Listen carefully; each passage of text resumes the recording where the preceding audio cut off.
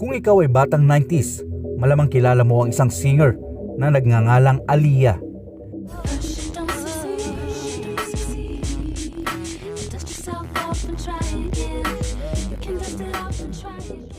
Dahil noong 90s ay maingay ang pangalan niya sa mga kabataan dahil sa husay nitong pagkanta ng tinatawag na hip-hop o R&B. Pero hindi naglaon taong 2001 ay may isang malagim na trahedyang nangyari sa kanya at sa kanyang buong crew sakay ng isang maliit na eroplano. Ang tanong natin, ano ang naging dahilan kung bakit nag-crash ang eroplanong sinasakyan ni Aaliyah na nagdulot ng pagkamatay ng lahat ng sakay nito? Sino ang itinuturong may kakulangan sa nangyari at bakit tila nagkaroon ng pakiramdam ang singer na mangyayari ang trahedyang ito sa kanilang lahat? Bago ang lahat, kung hindi ka pa kasama dito sa ating tropa, classmate, kailangan pa bang i-memorize yan? Subscribe mo na yan. It's me, Tito Chow, makinig at mamangha.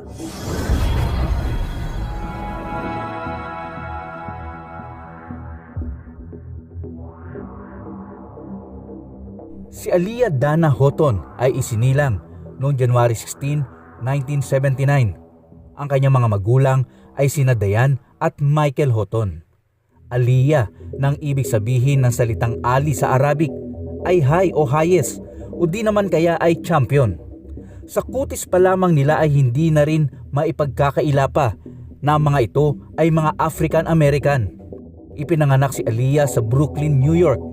At noong 5 taon pa lamang si Aaliyah ay lumipat naman sila ng Detroit. At dito ay ipinagpatuloy ng rapper ang kanyang pag-aaral kung saan ay pumasok ito sa isang Catholic school.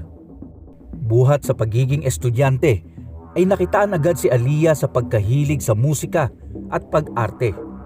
Siguro dahil ang kanyang ina ay dati rin palang vocalist ng isang banda. Kumbaga, may pagmamanahan naman pala talaga sa pagkahilig sa musika itong si Aaliyah. Kaya ang ginawa ng inang si Diane ay in-enroll siya sa isang voice lesson upang mahasa pa raw lalo ang kanyang talento. At upang hindi masayang ang hilig sa pagkanta ng nooy batang si Aaliyah, sa edad na 8 pa lamang ay kumakanta na ito sa mga wedding, church choir at ilang mga charity events. Minsan ding nag-audition si Aaliyah sa isang gagawing commercial pero hindi pinalad ang bata na matanggap dito. Kaya pinagpatuloy na lang nito ang pag-stage play sa kanilang school na Gesu Catholic School. Taong 1989 sa edad na 10 ay nag-perform o kumanta ito sa dating talent show na Star Search sa Amerika. Kasama si Gladys Knight na nooy naging asawa ng kanyang uncle. Si Gladys Knight ay isang sikat na singer din noon at 7-time Grammy Award winner. Sa pagsama-sama ni Aaliyah sa kanyang tita Gladys Knight tuwing kumakanta at nagpe-perform, ay dito nakita ng mga producers at mga sikat na singer ang malaking potensyal na sumikat si Aaliyah at sa edad lamang na 12 ay pumirma na ito sa Jive Records. Kahit hindi ganon kataasan ang height ni Aaliyah ay nag-stand out naman ang boses nito at kakaibang genre sa pagkanta na may halong hip-hop at pop. At kasama niya sa paggawa ng ilang kanta niya noon ang kuya niyang si Rashad. Upang mahasa pa ang galing ng batang si Aaliyah ay naging mentor nito ang isang sikat din na singer na si R. Kelly. Taong 1994, nagawa nito ang kanyang album na Age Ain't Nothing But a Number na talagang pumatok noong 90s. At ang album na ito ay bumenta lang naman ng 3 million copies sa US at naging certified double platinum pa. Pero kalaunan dahil sa aligasyon na pagkakaroon ng illegal na relasyon sa mentor niyang si R. Kelly ay umalis ito sa Jive Records. At sa kanyang pag-alis ay nakatrabaho nito ang sikat na rapper na si Missy Elliott at Timbaland under Atlantic Records, kung saan lalong nagningning ang pangalan ni Aaliyah.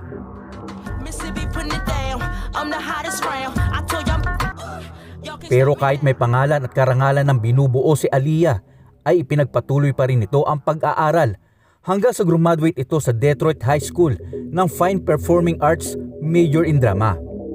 Alaunan ay lumabas na ito sa pelikulang Romeo Must Die kasama ang sikat na artistang si Jet Li. At sa pelikulang ito ay siya rin ang gumawa ng kanta para dito o soundtrack na may pamagat na Try Again at numero 1 noon sa Billboard Hot 100.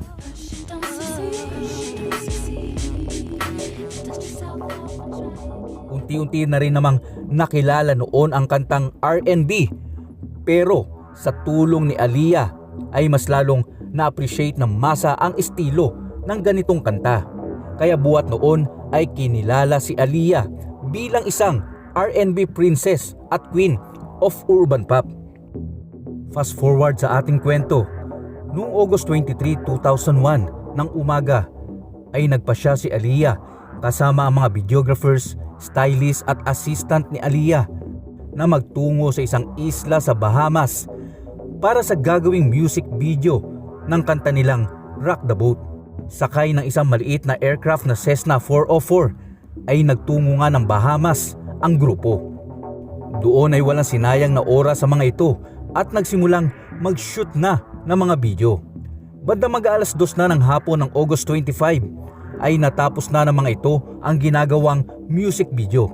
Kaya nagpasya sila na umuwi na ng Florida noong hapon din yon kesa magpalipas pa ng kinaumagahan sa nasabing isla. Pero ang unang plano naman talaga nila ay August 26 pa sila uuwi. Ang napag-usapan ng pilotong si Captain Luis Morales at ng grupo ay 4:30 sila masusundo sa Mars Harbor Airport sa Bahamas. Pero 6:15 na ng gabi dumating ang pilotong si Morales, dala ang Cessna 402 na aircraft.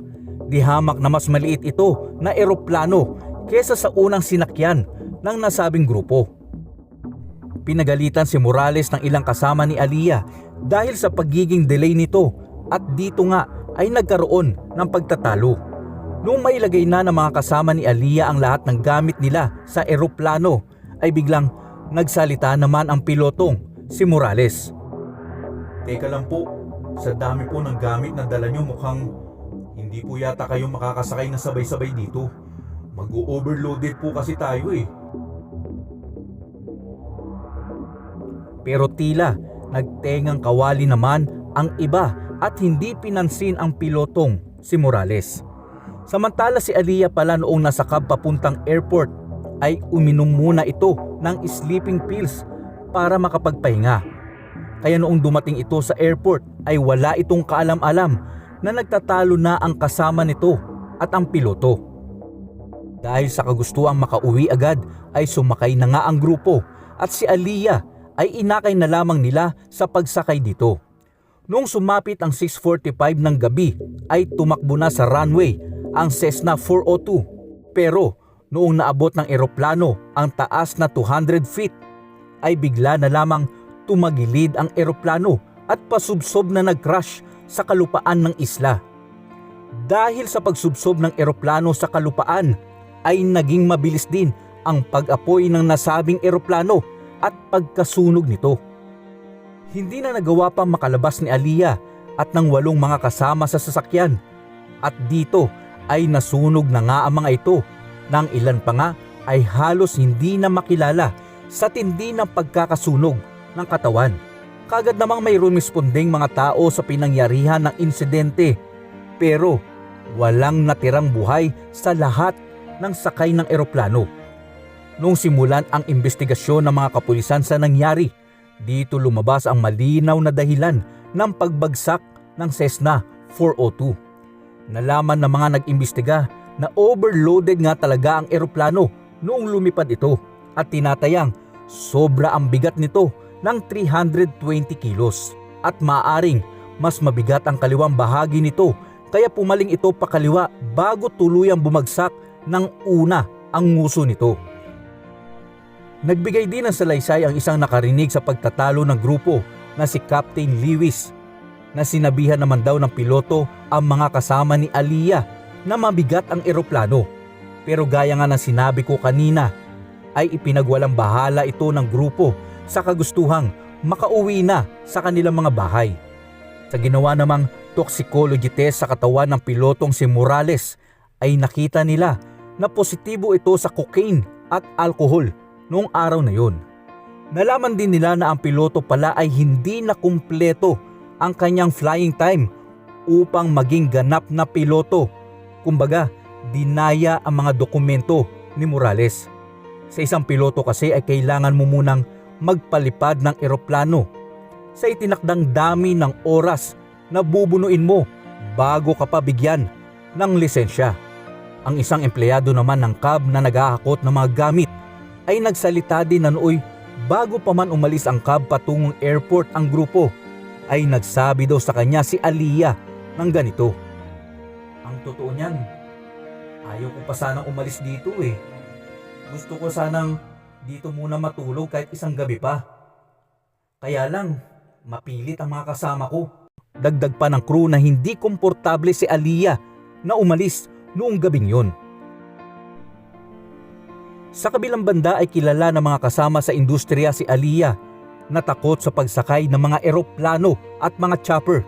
Kumbaga, mas pipiliin pa daw nito na mag-land trip kesa sumakay sa mga ito. Si Aliyah ay nagtamo ng sunog sa katawan at malaking sugat sa ulo. At ganun din ang ilang kasama niya at namatay sa edad lamang na 22. Ang iba naman ay talagang matindi ang pagkakasunog na halos hindi na daw makilala.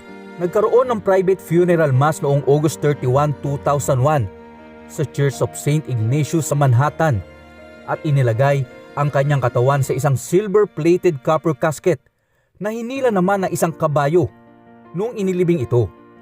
At ang pamilya naman ni Aliyah ay nagsampa ng kaso sa kumpanya ng aircraft dahil sa sinasabing wrongful death. Marami ang nanghinayang sa malayo pa sanang karera na tatahakin ni Aliyah, isang R&B princess na isa sa naging dahilan kung bakit may bagong estilo ng pagkanta ang natutunan at ginaya ng mga umuusbong na mga singer sa buong mundo.